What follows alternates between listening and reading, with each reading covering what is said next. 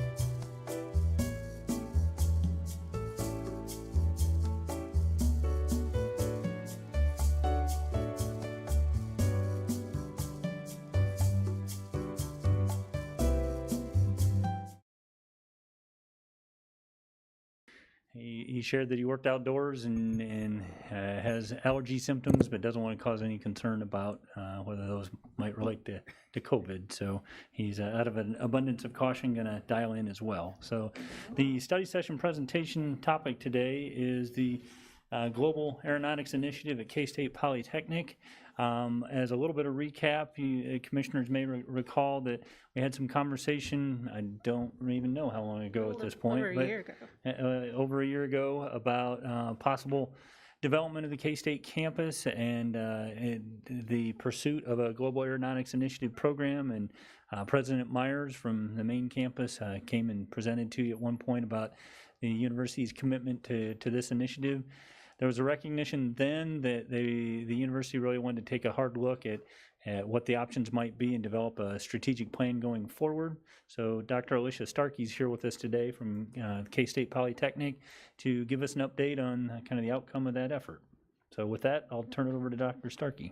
Thank you, Mike. Yeah, I was thinking on the way here, it's been a little bit over a year ago. I think it was in September of last year that we came and gave the presentation and the update for the Global Aviation Initiative. And so then our campus, as was the world, we call it the Great Disruption of 2020, kind of took over, and we had to pause that conversation a little bit.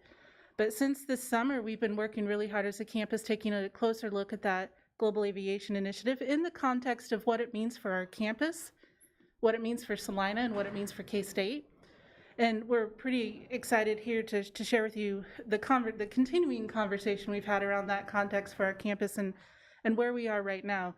This would not have been possible without the partnership of our community partners, the investment by the city, as well as the county, the Economic Development Corporation, the Airport Authority, and K-State, really giving us an opportunity to sit down and look at our history of our campus and what it's meant to Salina, but then also delve a little bit more into the future of what our campus is now that we've got 4 institutions of higher learning in Salina.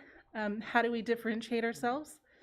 And then how do we kind of came through this evolution of where we first served as kind of everything to all people as a 2-year college and a 4-year colleges in Salina. And as other colleges have come on board, how do we start differentiating ourselves, as well as taking this Global Aviation Initiative and really leveraging it, not only for what it could do for our college, but also what it can do for Salina. And so that conversation has continued about how do we make Salina, not just our college, a hub of global aviation. And that's what's driven these conversations to date. So picking up where we left off about a year ago, this was the call to action from the Global Aviation Initiative report. And you can see through those, K-State leadership, as Mike had said, they have taken this by the reins and said, okay, this is something K-State wants to accomplish. We have a commitment to the Global Aviation Initiative and to the campus in Salina, Kansas. That was something that we've been eager to hear from K-State for about 20 years. They're so committed to it, they've made aviation one of the 4 strategic initiatives that the campus or that the university will tackle over the next 10 years. And that's a pretty big statement from the university to say this campus is so important to our university system. Salina, as a co-host of one of our campuses, is so important to our university. We're going to invest a lot of leadership and a lot of attention on the field of aviation. That was exciting. We needed to hire an innovative leader. We did do that. We brought Lindsay Jarling on board. She has a lot of great experience at the state and the federal level to help us leverage this Global Aviation Initiative as best as we can. And then where we're at right now is really focusing on those 2 bottom bullets. The additional resources that we need to fulfill this initiative, as well as the vision for the Polytechnic campus within K-State ecosystem.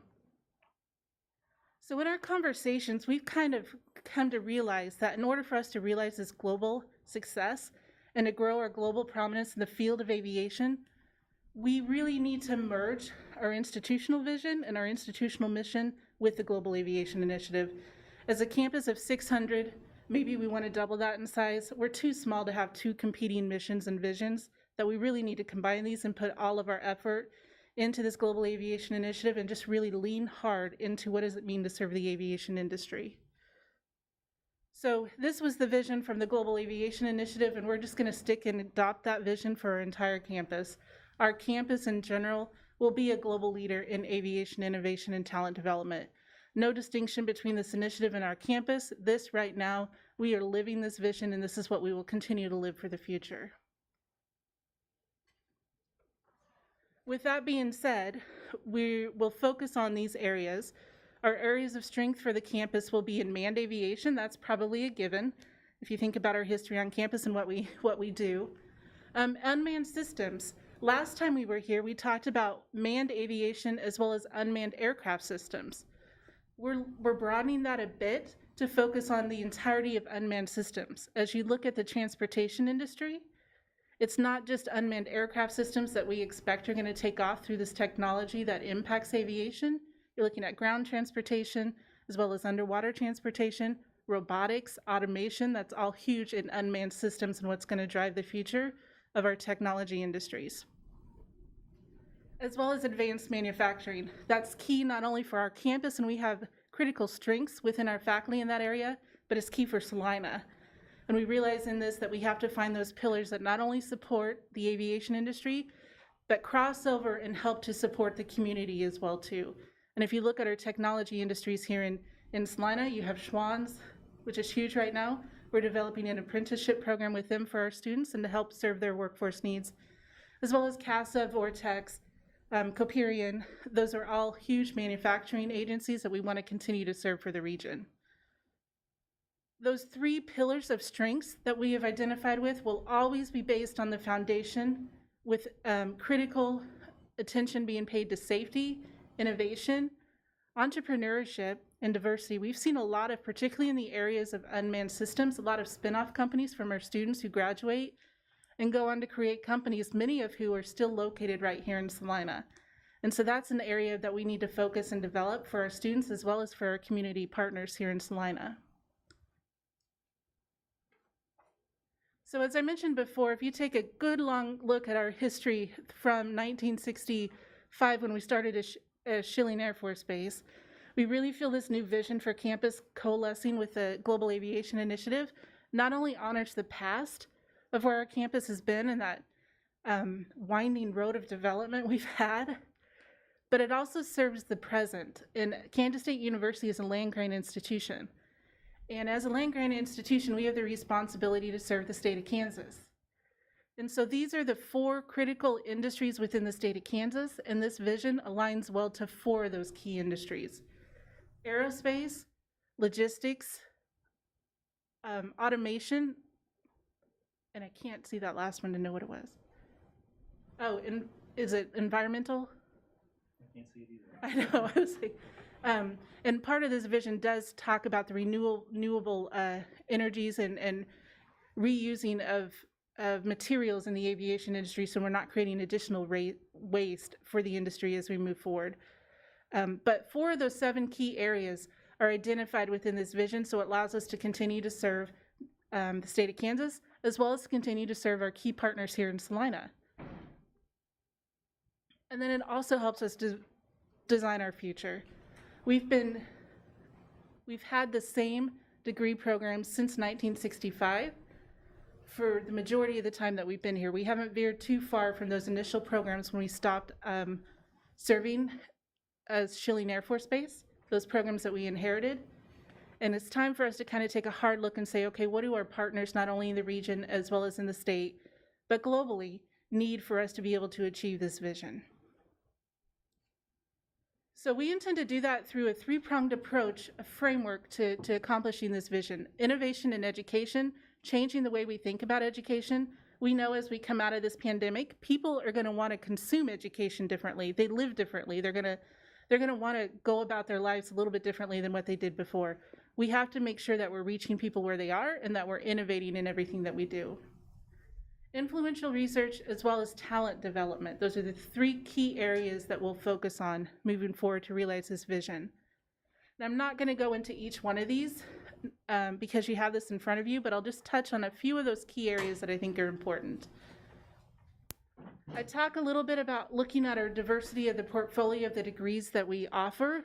And so this is a pretty critical one to look at in the context of what does this mean for the community of Salina. So as we diversify and align our curriculum to serve the aviation industry, in many people's minds, you think about aviation as an airplane, and you think about manned aviation. And that's probably about 10% of the industry. 90% of the industry is business and engineering. And so the majority of our effort is going to be probably in the areas of business and engineering as we look to diversify our curriculum. 10% is learning how to fly a plane and learning how to fix it. The innovation pieces and the connections to our industries here in Salina are in the other 90%. And so you can see through there, right now we have degree programs in engineering technology, which are still relevant, but we're going to create some niche areas within each of those in the areas of sensors and controls, robotics is a huge one. That's what we're working on with Schwann's right now, is that a robotics apprenticeship. We have a new degree coming out in machine-based learning. How does artificial intelligence play into everything that we do right now? That's a critical concept in aviation, but it's also huge in all of the other components that we serve. Big data management, technical communications, how do you communicate between the ground and the sky in a lot of different areas? We haven't really touched on that before. And cybersecurity, that's another area. How do you keep that data secure when it's in the sky? So these are the main areas where you'll see some expansion in our offerings and where we anticipate growing our campus in the future.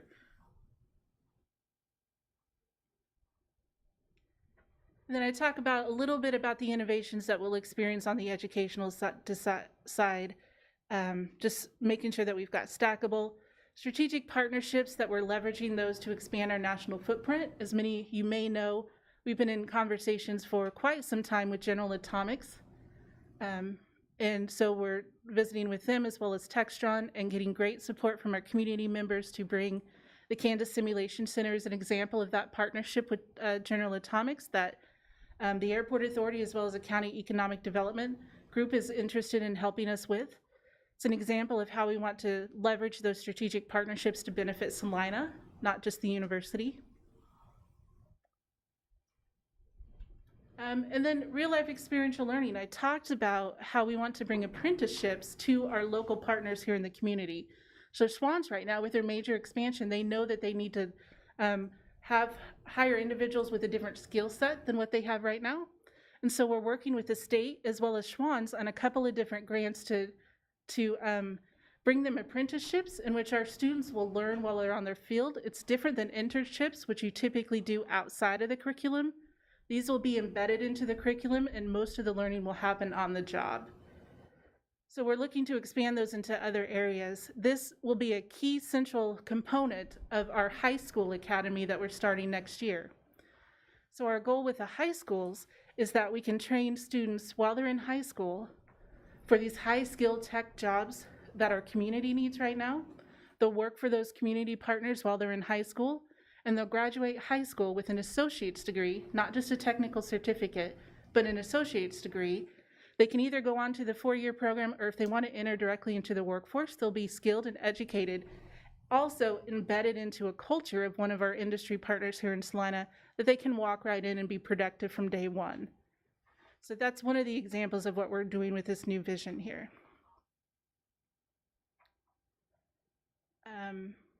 And then the other component is, we all know, because we've learned this as a life lesson, but students do not know this. This generation of students, which is used to getting a ribbon or a trophy for participation, is really, really scared of failure. And how do you get people comfortable with the fact that some of the greatest human achievements come through failure and trying again and not giving up after that first initial component? And so that's one of the things that we're intentionally integrating into our experiences. Not when they're learning to fly a plane. We don't want it there. But through some of these other components of general education and in the technical components, how do we help them fail in a way that lets them get comfortable with that? Through research, this main component is that we want to define the industry problems. A lot of universities and research, they're being reactive to something that's happened. We want to be out there in front of the problems. This is where Unmanned Systems is currently really kind of expanding their sphere of influence and how they help actually create the national standards for as unmanned aircraft systems get integrated into the national airspace. We don't want to wait for those standards to come about and then we learn to implement them.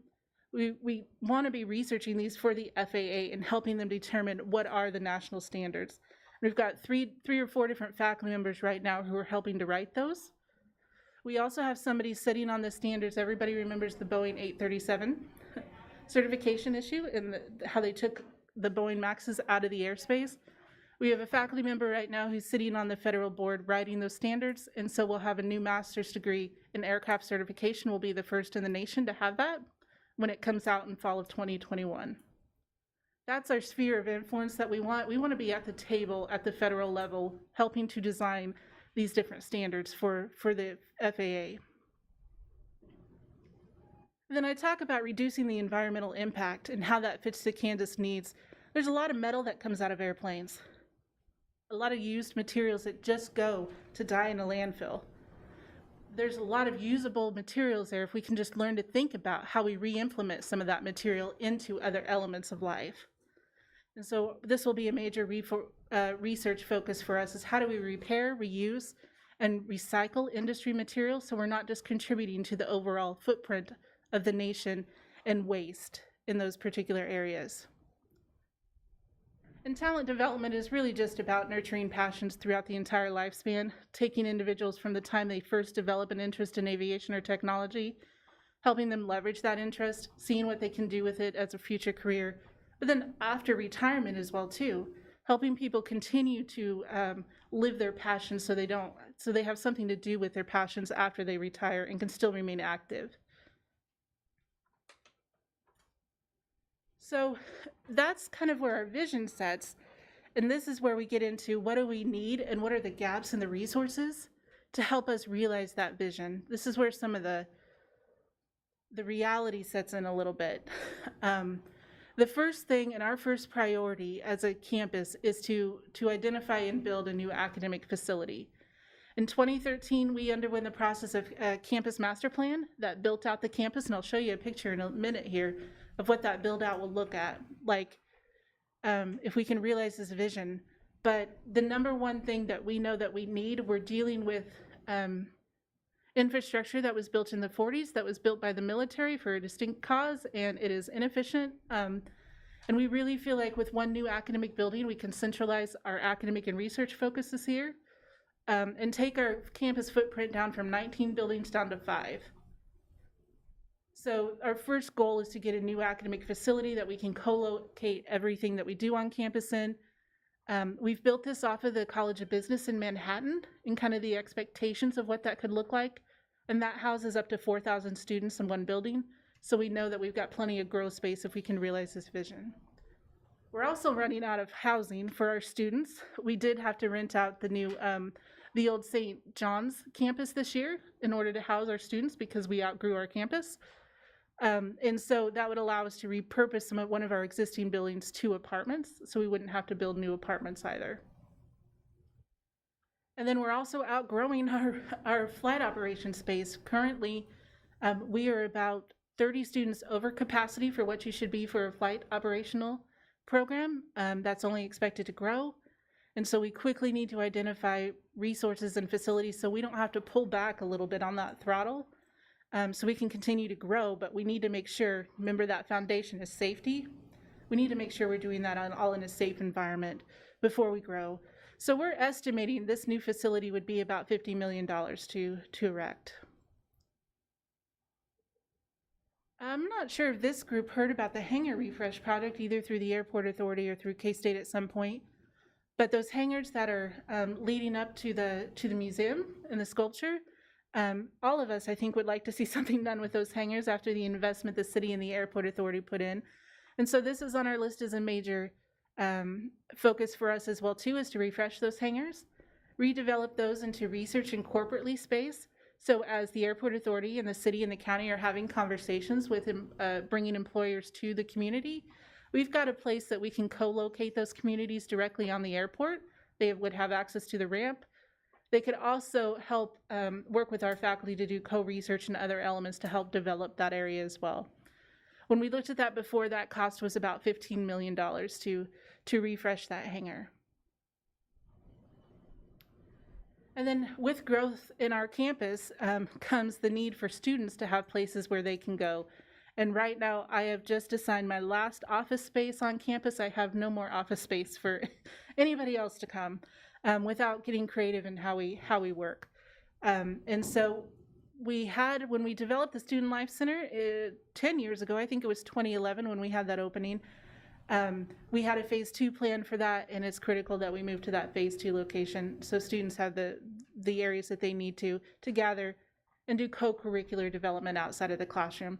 We anticipate that's about a $5 million expansion based upon 2011 numbers, so I don't know what that would look like now. And then we just have other resource needs within our programs. If we want to be globally prominent, we know that we have to invest in robotics and automation. we have to invest in manned aviation, our fleet. That's our paralyzing element right now, is we have no more airplanes to bring any more students on than what we have this year. It's a recruitment deterrent for us right now. We have to be able to expand our fleet and then integrate the advanced manufacturing technology as Schwant is updating their technology and their smart technologies. Make sure that we've got the technologies to be able to serve not only our aviation partners, but our partners in Salina as well. So this is in your packet, and I'll let you read it, but here's that picture of what our campus development could look like if we put all of our energies and efforts in here. That main road kind of there offset on the left, that's Magnolia. So currently you have to kind of dogleg to the right to get to our main entrance over there, but this would be, the main entrance would be straight off of Magnolia, with the academic component of campus straight in front of that, and then the student life and the housing component over to the right. So this is where we kind of see some of that development happening as we continue to grow out campus. What I presented to you was about an $82 million investment, which is a pretty big determinant. So we're getting ready to do a feasibility study to see, is this even possible? Our alumni, our donors, they come from, most of them come from a 2-year institution.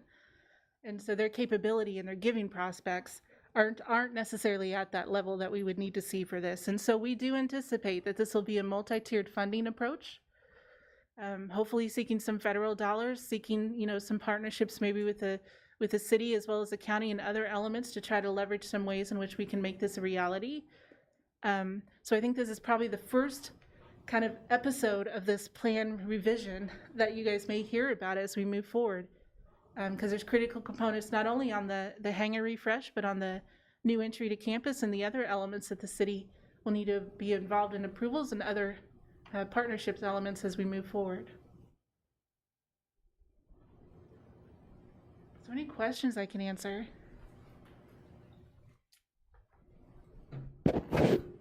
For development this large, is most of the fundraising on the shoulders of the Salina campus, or do you get, how much of this is a global case state initiative as opposed to, well, we'll help you, but it's really your project? They are, I would say it's probably about a 50-50. They'll provide the support and the effort where they can and what they need to. Within the university, we have to identify people who have a passion for aviation, and those can come from many different areas. But those I think the individuals that are connected to the university are going to be pretty small. And so that's where I think the bulk of this really lies on the Salina community and the individuals that we can identify within the Salina who want to help with something of this magnitude, as well as through partnerships at the state and the federal level. The foundation is definitely willing and able to help where they can. I just think our prospects are pretty limited through K-State. Would you say there's a priority between the different parts of this plan? Have you presented them to us kind of in the order of their significance, the academic facility before the hangar, or with the recruitment of the staffing and the scholarships, the seated chairs, would those be more important than the actual facility? Yeah, it's hard to put it in the chicken and the egg context, because if you want to grow campus to have the revenue that supports some of the other development efforts, you need to, focus some of that energy and effort on the staff development and the recruitment side and the other elements. On the other hand, we know that in today's environment, facilities matter to students. And from a recruitment perspective, in order to gather that students, we know that we have to, the number one reason students did not come to us and chose to go to another institution is because of the state of our facilities. Our interior of our buildings are really nice. You got to get into that interior to begin with. And then the land around us, if you've driven by our campus, it's just far too vast to be able to water and maintain, and even to try to get it over to buffalo grass or another low, maintenance type of environment for us. It's a intensive, you got to have a lot of money in order to do that. And so it's one of those things where we know we need to address this, and it's critical for the recruitment side, but as we're continuing to grow, we also need to address this other side and make those elements. So I think it's more just about identifying the areas that people do want to contribute to and help, and kind of taking them all in tandem. The Hangar Refresh project, I think, could be funded through a different mechanism than some of the other components. That is something that Manhattan, the University of Manhattan, has a lot of different corporations that are co-located next to their building and other areas, which has helped them. I think that can be accomplished through a different funding mechanism of finding some corporate partners who want to be co-located here. So that takes some of that pressure off of that Hangar initiative to where we can focus on some of these other ones within the community and within our donor base. But it's really, that's kind of our priority list, but it's really, really hard to separate them because we're doing this in the midst of a growth pattern, which is really good, but we quickly need to up our resources if we're going to continue that growth pattern. What's the current enrollment on the Salina campus? This year it's 672. We've intentionally kept our enrollment small out of that need to be able to make sure, number one, we've got the resources that we need, and number two, that we can provide a safe environment for the training that we do now. With this focus on shifting some of that to non-unmanned areas, we can grow quickly in those areas. We've got capacity in a lot of the different parts of the programs in campus that we have to grow as much as we want to in the other areas. The manned aviation is just where we're starting to have to look at, do we need to only accept 80 students a year, or can we grow quickly? The hard part about manned aviation, if you ordered a plane today, it would take about 1.5 years, 2 years to receive it. And so we're at that point where we're growing too quickly, but we could get quickly into a really difficult situation if we don't manage that growth appropriately. Dr. Starkey, you may not know the numbers off your head, but I recall that you were very successful in recruitment the prior cycle. You might share that success with the commission as well as kind of the progress made in simulators recently.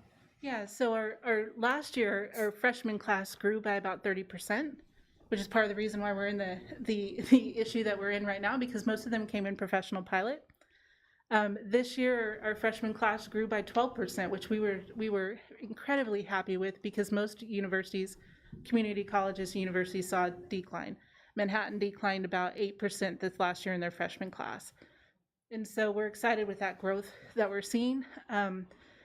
Part of that is, too, a donation by a local community member helping us build out a simulation center for our flight program, which will add one full training device, just like you're in the cockpit, so students can practice as if they are on an airline jet and get prepared for their career after that. And then 2 kind of panel flight training devices, which help students realize and just kind of get familiar with what a jet aircraft looks like and what it's like to fly one of those as they go out into their career. And so that simulation center, that was pushed back a little bit due to the inability to get steel and stuff during the COVID transition, but that is set to be completed by December 15th. And then the simulators will be here by the time that we start the spring semester for students to be able to use there. Is the housing uprooted with repurposing of the St. John's military campus? So what are you doing with the students now?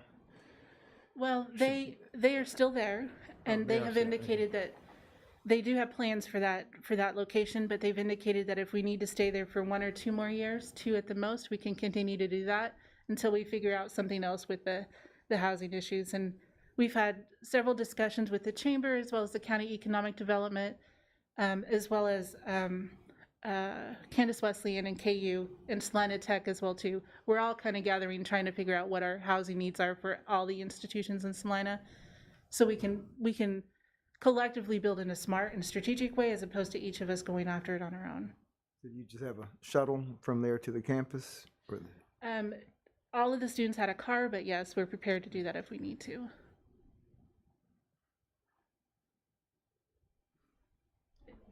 It's a pretty exciting time to be on campus despite everything else.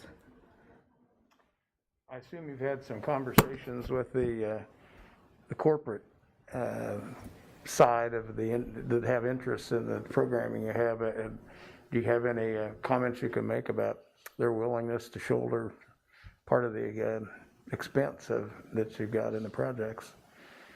Yeah, so it depends on the corporate partner. This will be the first time that our campus has really gone after partners who really need to give a significant amount of money. And so that's where this feasibility study comes in to see, do we have current relationships with industry partners who are capable of giving at this context level? And if not, where do we need to develop the relationships? And so we feel like at this point, there's probably 4 or 5 different corporations that we have partnerships with that are capable of giving in a significant way. 1 or 2 million towards this effort would be significant for us. And so we feel like there's some, but we also feel like there's a lot of work that we need to do in order to develop some of those relationship to partners. Got any kind of a timeline on where those conversations will start to show you some vision of where, how that's all going to work out? Yeah, we think that we'll have that kind of plan done by February is our intent, is to have that done to see what the capability is of the current partners and then develop a plan for how we want to engage with partners afterwards as well.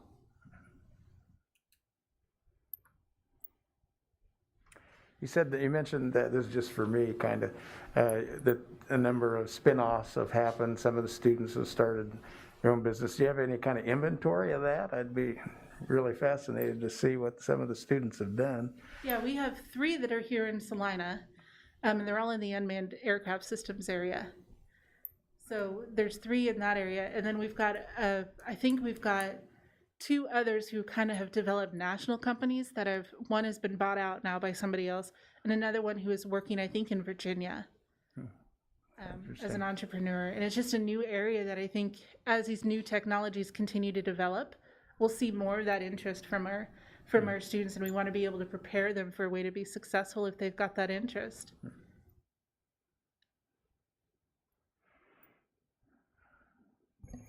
I believe there's probably a little bit of lag time for Commissioner Hodges, but I don't know if she, number 1, is picking this up, and number 2, whether she has any questions or comments. Actually, I think that if you guys can hear me okay, yes. The speakerphone is working great, and I just wanted to thank Alicia for the update, and I think that you guys have covered all of the questions and the comments that I had, and I just think it's really exciting to see the partnerships between our local industries and this emerging technology and all of its different facets. So I just wanted to thank you for your presentation today. Thank you. Yeah, and likewise, it's an exciting time, obviously. A lot of work ahead, but a lot of potential for not only K-State, but also for the city of Salina, so. As a bit of a recap, Dr. Starkey touched on it, but I think this conversation started with the Hangar Refresh there on Beechcraft Road, and understandably there was a conversation about needing to flesh that vision out further, and I think we've come a long way since then. That's a lot of detail that you received today, and it looks like they have a pretty strong vision going forward. So. I think that vision's grown too, Definitely. Obviously, so.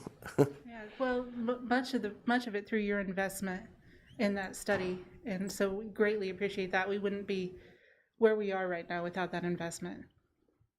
Could you tell me a little more about the high school program? Is that going to be in conjunction with all the major school districts, just locally, or is it offered state, or the students would have to be physically able to come onto campus? We're going to start it where it's locally, and the USD 305 board just approved that this last week at their board meeting. And so we plan to start a high school academy is what we're calling it. We're calling it the K-State Polycats, Center for Advanced Technology Studies.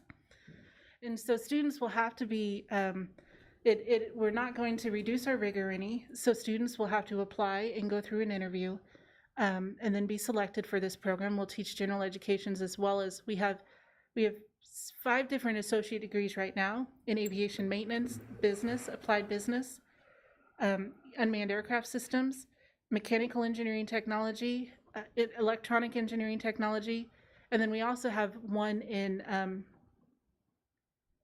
web development, computer systems and web development, and then we have a certificate in advanced manufacturing. And so students can enroll in one of those degree programs. They'll spend half of their time at the high school, the other half at our campus taking those courses, hopefully for 2 years, during the last 2 years of high school and then graduate with an associate's degree at the end of that time period.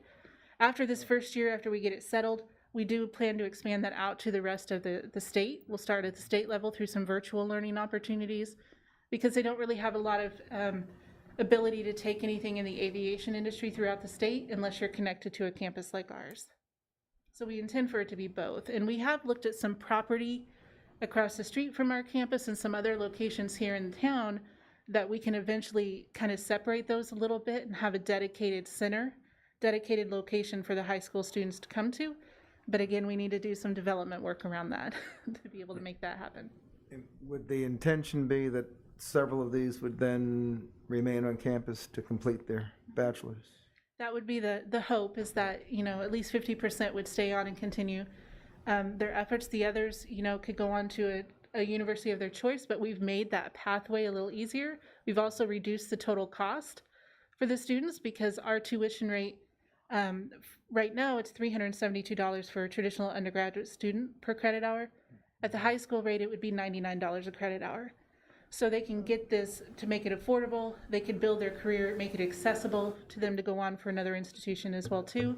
Or like I said, we could reduce their total cost of an associate's degree if they do it well in high school and go on to their career immediately as well. So they'd be eligible for scholarships just like any other college student? Yeah. Yeah, I think that's a great program. My daughter's participated in that. It makes me wonder, though, is that also extended to like El Saline and southeast of Saline, and you know, we've got a lot of smaller Yeah. towns and school districts all around us. Yeah, we'll focus on the Salina community first. USD, the 305 and the Sacred Heart will be our first focus, and then by year 2 we'll start expanding that to others as well too. Because they travel into, they bring a bus in for Salina Tech for students to go there and other elements, so we can partner on that availability too. I guess any parent would be asking, these students would still live at home though? Okay. I guess I should make that a question, but. There's probably some liability issues of bringing right. students onto campus, yeah. Okay, well, thank you very much and appreciate you pleasure. being here and good luck. Thank you. Thank you. Thanks for the update. With that, we'll be back in here at 4 o'clock. Thank you. I'm disconnecting now. Thanks, Mayor Hoffman. We'll call you back. Thanks.